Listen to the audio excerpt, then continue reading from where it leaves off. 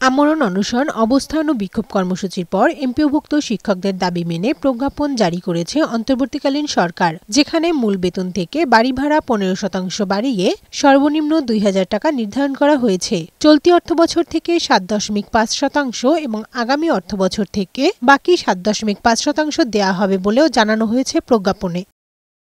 সরকারের এই সিদ্ধান্ত মেনে নিয়ে আন্দোলন প্রত্যাহার করেছে শিক্ষকরা। সেই সাথে সুন্দর ও গ্রহণযোগ্য সমাধান হয়েছে উল্লেখ করে আগামীকাল থেকে শ্রেণীকক্ষে পাঠদান শুরু করার কথা জানান তারা। এর আগে ২০% বাড়ি ভাড়া সহ ৩ দফা দাবি আদায়ে লাগাতার কর্মসূচি পালন করে এমপিওভুক্ত শিক্ষকরা। কেন্দ্রীয় শহীদ মিনারে ১০ দিনেরও বেশি সময় ধরে অবস্থান করে তারা। শ্রেণীকক্ষে পাঠদান বন্ধ রেখেই চলে শিক্ষকদের আন্দোলন। গেল শুক্রবার থেকে আমরণ অনশন কর্মসূচিও পালন করেছে শিক্ষক কর্মচারীরা।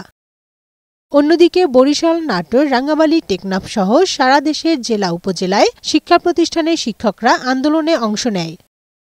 কানিজ নুসরাত, বৈশাখী সংবাদ, ঢাকা।